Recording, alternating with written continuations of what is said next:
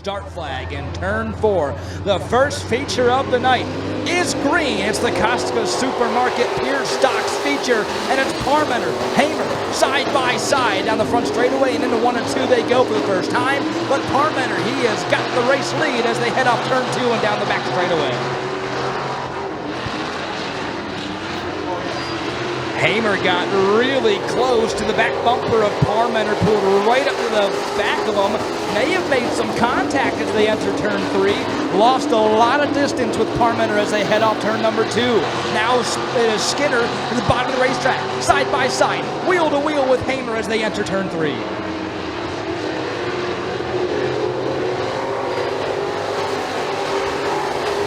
Skinner slides by into position number 2. Hamer falls back to 3rd and now under the gun from Bruno Maury.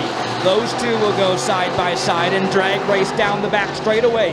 Again, Maury on the bottom. Hamer oversteps and he slides. Trouble in turn 3. It's Zach Hamer. Gifford makes contact at the front of that machine as well, and the yellow flag is in the air. It's completed 13 laps to go in the Costco Supermarket Pure Stocks feature at McKean County Raceway. They head down the front straightaway, barrel into turns 1 and 2. It's Parmenter on the bottom of the racetrack. Skinner up top, but Parmenter, he will slingshot his machine to the race lead. He has got a car length advantage over Skinner as they head through 3 and 4. Maury now pulls right up alongside the 69 machine of Jake Skinner. They will go side by side down the front straightaway. At the line, you can give the advantage to Skinner, but Maury stays right to his left elbow. Through 1 and 2, and now onto the back straightaway. Maury to the number 2 spot.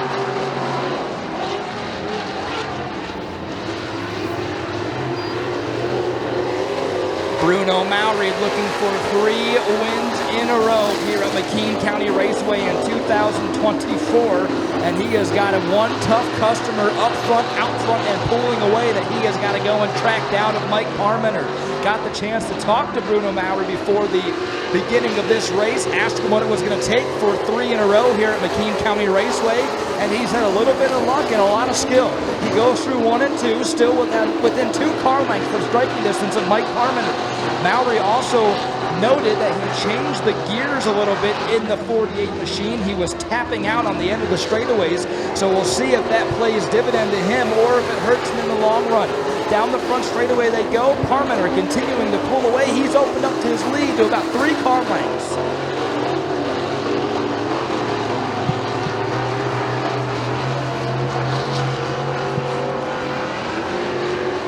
7 laps down as they head back across the start-finish line and flashed into 1 and 2. Mike Parmenter, he had a little bit of a threat out back of Bruno Maury, but now a couple of laps in a row, he has added a car length to his advantage. They head through 3 and 4.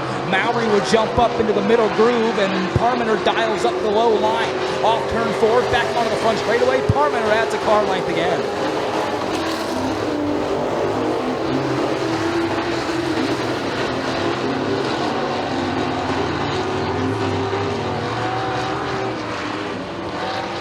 Parmenter continuing to lead the way, show the way, and possibly pull away, although Bruno Maury, he has closed the gap. He chops off a car length. They sling their machines through 1 and 2. They grip up those Hoosier tires and head down the back straightaway. 2.5 car lengths of separation between the top 2. Then you have Skinner riding back there in 3rd, losing touch to the 2 race leaders as they head down the front straightaway.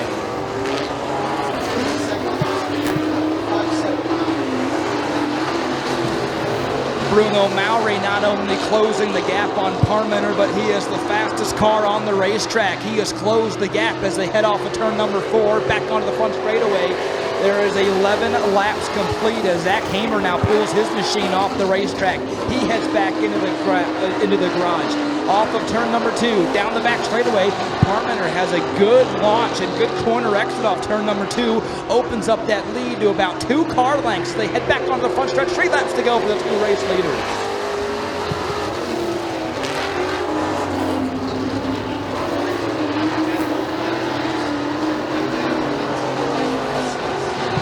Identical lap times for the 2 race leaders a lap ago. 19.556 for both of the top runners. They head off turn 4.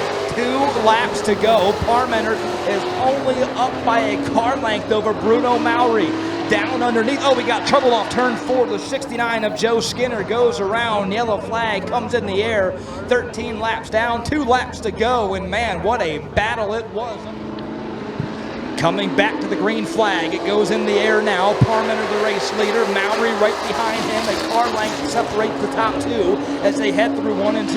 Before that yellow flag, Parmenter was fading just a bit. Mowry was faster and the fastest car on the track. They head through 3 and 4, coming to the white flag. Mike Parmenter, the race leader. Mowry trying everything in his power to get up there and try to make it 3 in a row at McKean. They head down the front stretch into turns 1 and 2 for the final time. Mowry gets to the bottom of the racetrack. Some contact is made off turn number 2, but Parmenter takes off with the race lead. 1 car length between the top 2 through 3 and 4 for the final time. Onto the front straightaway, Mike Parmenter. He is going to break the streak of Bruno Mowry at McKean County Raceway, and he is going to score the victory in the Costa Supermarket Pure Stocks feature event.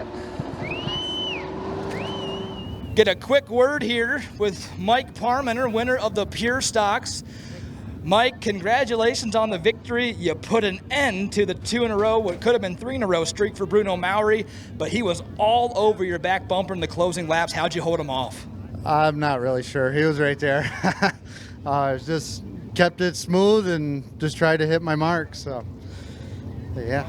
That caution comes out with 2 laps to go, and it was going to be a good battle all the way to the end. It seemed like you were fading just a bit. He was faster than you. Was there something wrong with the car, or your tires shot, or what was going on with the car? I did think the tires were getting hot towards the end. It wasn't quite the same. I tried cooling them off in the caution, and I think it helped a lot. But congratulations on the victory. Yep, thank you. One more time for the 34 of Mike Parmenter.